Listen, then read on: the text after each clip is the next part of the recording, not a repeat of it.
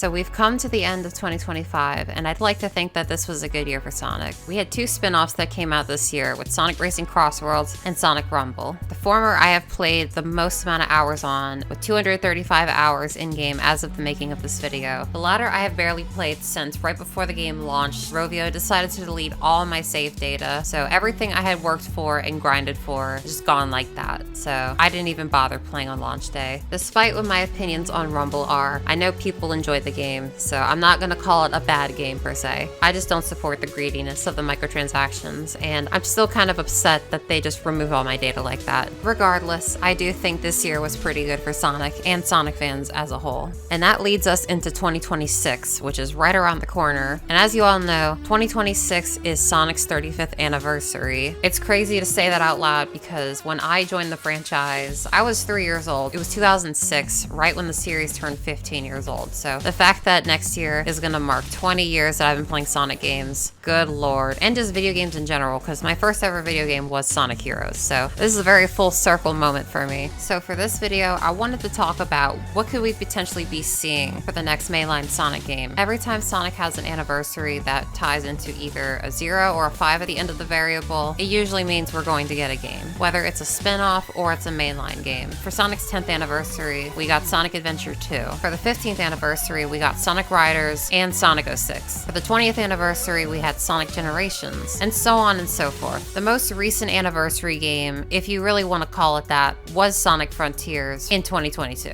His 30th anniversary was the year before in 2021, but the game ended up getting delayed to 2022 for some extra polish. Thank you, Iizuka, by the way. The game was a nice, refreshing change of pace. After the last decade of games, from 2010 all the way to 2019, having cringy writing, bare-bones plots that have nothing to do with the lore, and just overall feeling very undercooked. So it was very nice being able to have a game that feels more like a Sonic game and feels like it has a lot of heart and soul put into it. Despite how fun the game is and how much I enjoyed the story, there is a lot of things that could be improved from Frontiers, like the amount of pop-in, the floating platforms and grind rails that don't blend in with the environments at all, the lackluster puzzles and mini-games, and the physics that don't exactly feel that great when jumping midair and turning. And the story has its moments where the writing could just show that Ian Flynn is definitely writing this game. And I don't want to diss Ian Flynn because I'm about to get into the next game. He has his moments where he's really good as a Sonic writer, but Frontiers and more recently Crossworlds, his cracks are definitely starting to show as a Sonic writer. But if he's willing to improve and take in feedback, then I think we'll be okay. I think mostly Amy's just the one that needs to get fixed up the most because she's written very poorly now. But then 2 years later,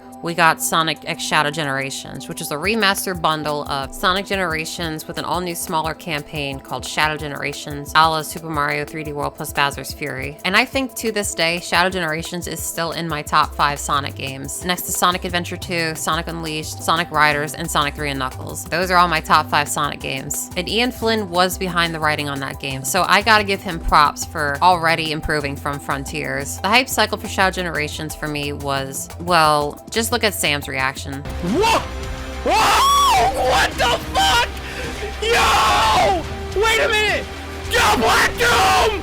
Black Doom! What the fuck? Yeah, mine was about the same. Everything just got better and better with each trailer until we got the Dark Beginnings animation. Oh my god. Guys, y'all, for anyone who hasn't played the game or seen the animations or even heard of them until now, please go watch them. It is essential to watch them before you play the game. And also, please play Shadow Generations. That game is amazing. It got me really emotional when I was watching it because it felt like the Sonic that I grew up with and the Shadow that wasn't butchered to be an edgy stereotype of I have no friends, blah blah blah. It was really nice seeing Team Dark finally acknowledge each other as friends instead of just allies, and Shadow actually caring about his friends, and seeing more sides to him with Maria that we hadn't seen previously. Seeing them acknowledge Shadow 05 in such a positive light, with even Black Doom coming back as the main villain, everything was just looking right. It was still a Generations game, so there's going to be a lot of nostalgia pandering, of course, but I'm willing to excuse it this one time because they were redeeming redeeming a character that had been needing such a huge redemption for so long, and I'm glad they did it right. So we've had improved story writing, improved level design, the pop-in from Frontiers was fixed because this game does have an open zone hub world. All that really leads us into the next game is how is it gonna play and what kind of improvements can they take further from Frontiers specifically. Shadow Generations is a more traditional mainline Sonic game, so any improvements that they're willing to take with the next game is most likely going to be taken from Frontiers and not that game. Frontiers is the very first open zone style Sonic game, so there are a lot of things that could be polished up. So before we get into the topic of the next Sonic game itself, I do want to mention real quick that Sega did tease something for the Game Awards earlier this month. Most people thought it was going to be the next Sonic game. I thought it was going to be related to Jet Set Radio or Crazy Taxi or any of the reboots that have been announced recently. Shinobi Art of Vengeance came out back in September. It was a safe bet to think that one of the new reboots was going to be announced there, but instead we ended up getting a collab between Total War and Warhammer. Now this is great for the people that love tabletop games, but most people that love Sega aren't there for Total War or Warhammer. A lot of people have been wondering where the next game is right now, and I just want to say before I start talking about the upcoming game, we need to be patient. Sega is no longer rushing their games out for a holiday release, and thankfully this does include Sonic as well. The next game will come out very soon. We just have to keep waiting like we have for the past few years. Patience is virtue. I'm going to say right now, it's a safe bet to assume it's either going to be later in 2026 or in 2027. My bets are on 2027, but that's neither here nor there. Anyway, let's get right into it. So gathering all the information that we have currently, it is safe to assume that Morio Kishimoto, Sonic Frontiers' director, wants to make a game without using the boost. In 2022 and 2023, he took a lot of feedback on social media regarding the state of Sonic Frontiers in its base form and wanted to take feedback for the upcoming Final Horizon expansion for the game, but he also wanted to use it as feedback for the next mainline game. He says he wants to make level design akin to the Sonic Adventure series, which he then proceeds to call Legendary. Going off of these tweets, it's most likely that the next game is going to have less emphasis on the boost and more emphasis on something like the spin dash or the jump dash or even potentially rolling down hills. Now, I don't inherently think they're gonna outright drop the boost from the next game. They could still use the boost as like a reward for playing well. Something akin to Green Hill Paradise Act 2, where you build up enough speed when rolling down and you enter a boost state until you come to a complete halt and lose all that speed. Sonic Frontiers does have a spin dash, but it wasn't added until the second update, and it's more so a glorified boost anyway. It doesn't have natural momentum. You just kind of fire yourself forward and you gain crazy speed instantly like the boost. He also goes on to say that they've been taking feedback regarding the models, the animation, and the overall design of Sonic himself. They have been using the same models since 2005, ever since the CGI cutscenes of Shadow the Hedgehog, and then finally in-game with Sonic Unleashed. They've been using the same models for a long time, and they are starting to show their age, and have been showing their age for a long time, if you ask me. Sonic Team taking this feedback is a very good thing, because it shows that they're willing to listen, while also trying to experiment on their own terms. We already have some proof of this, because recently, Sonic Team released some development footage of them experimenting with animation. They've been messing around with more squash and stretch and deformation for these character models, and even remade a whole cutscene of Sonic Generations in Unreal Engine to show off this new technology they've been using. The animations in Sonic games recently with Frontiers and Shadow Generations have been improving. In Frontiers, it was still pretty stiff, but in Shadow Generations, it looked a lot more natural. Although it doesn't look as animated as it could, it just looks better than Frontiers animation did. So it's safe to assume that better animation quality, more emphasis on natural movement is what will show up in the next game. As for the level design itself, I don't think Sonic Team wants to make a game purely focused around momentum. I'm sure they'll experiment with the spin dash and rolling physics, but I don't think they're gonna make something akin to Sonic Utopia or Project Hero or any of those momentum-based fan games that people really want to see adapted into a full game.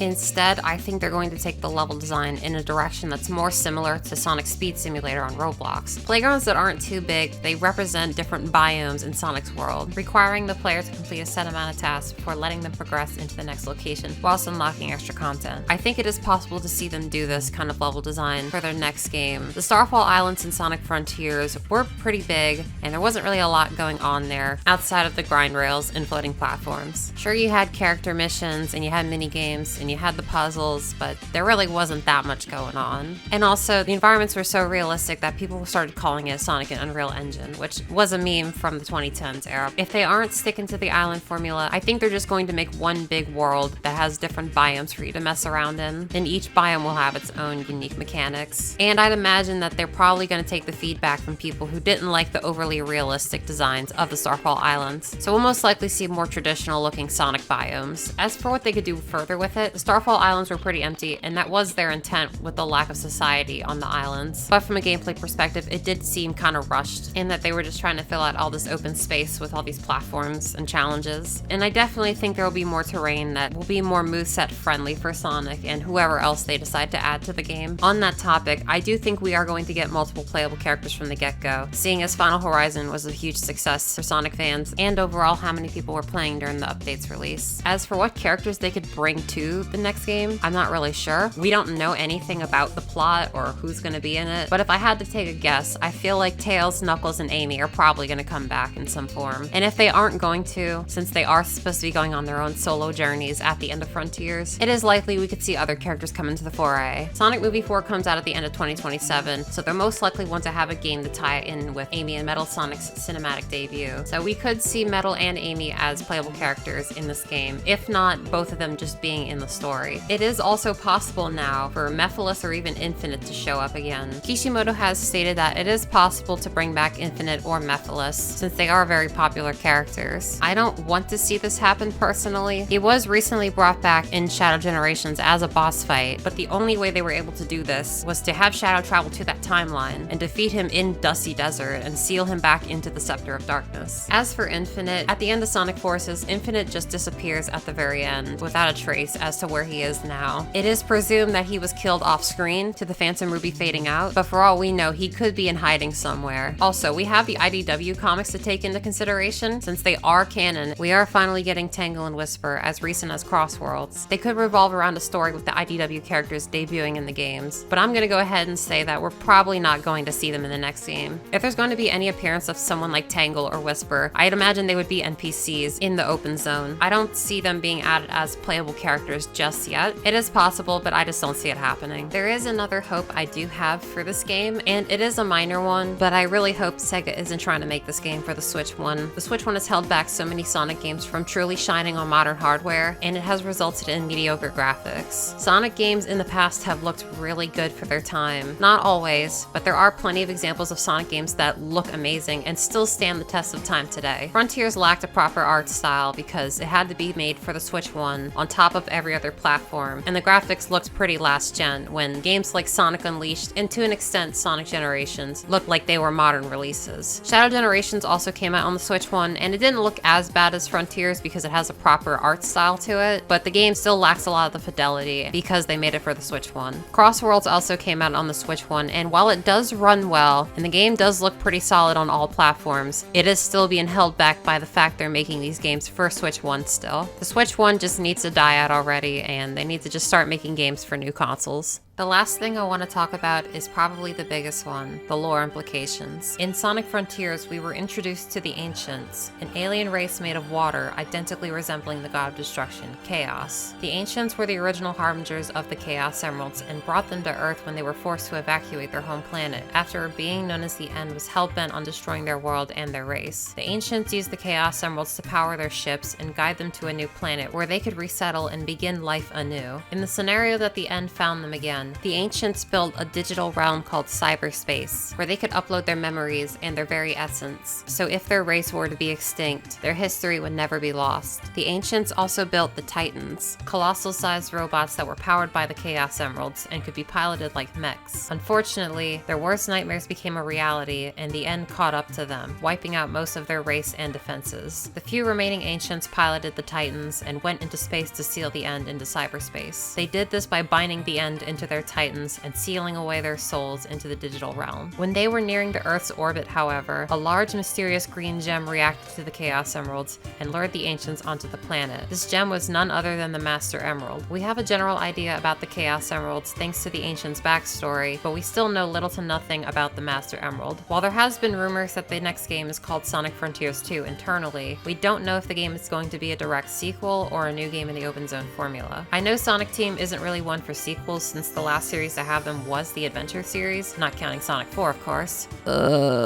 I think it would be a huge waste of potential if they were to drop the Ancient storyline now. We still don't know how the Achenas found the Master Emerald nor the Chaos Emerald, and what led them into being so power hungry. And we don't know what the Ancients did with the Master Emerald beyond it luring them to Earth. And while this might seem like nostalgia pandering to some, I do think this would be the perfect time to bring back Tikal. In Sonic Frontiers prologue animation, Knuckles' Divergence, her spirit is shown to still fly around on Angel Island, meaning there is a possibility she could play a potential role in the future. If we were to get more answers on the Master Emerald, she could be the one to show us what the Ancients did with it. What if the Ancients were the ones who built the original Emerald Shrine in the Mystic Ruins? How did the Ancients turn into the Chao? How exactly did a Chao evolve into Chaos? There's so much they could answer by bringing back a character who knows the Master Emerald more than anyone. If Knuckles is in this game's story, this would be perfect for him to be able to learn more about his ancestry as well. Outside of the flashbacks in Sonic Adventure, Knuckles doesn't know much about his ancestry or why he has to protect the Master Emerald. Having a story revolve around the Master Emerald could resolve a lot of these questions, as well as give us more insight on the Ancients and what they did with the Master Emerald. Those are all the potential outcomes for the next mainline Sonic game. I'd personally love to see them go in this direction, because it would expand upon the brand new lore that Frontiers established, and having a direct sequel to that game would make total sense. But knowing Sonic's team, the next game probably won't go in this direction. They haven't made direct sequels in over a decade at this point, but who knows? They have changed the direction of the series in the last 5 years, so getting a direct sequel to one of their most important entries doesn't seem far out either. Anyways, what do you guys think? Do you think the next game will be Sonic Frontiers 2? Or do you think we're getting an entirely new game? What do you think the next game could have story-wise or gameplay-wise? Leave your thoughts down in the comments. And if you like this video, please be sure to give it a like, and even maybe consider subscribing, as I plan to make discussion videos on all of my interests. I am new to the discussion scene, and I've had so many video ideas I've wanted to make for years. This channel will mostly be about Sonic and Sega, but I also want to make videos on other games like Ape Escape, Super Smash Bros., Spyro, Mother, and so much more. I hope y'all enjoyed the video. I will see y'all again very soon. Peace out.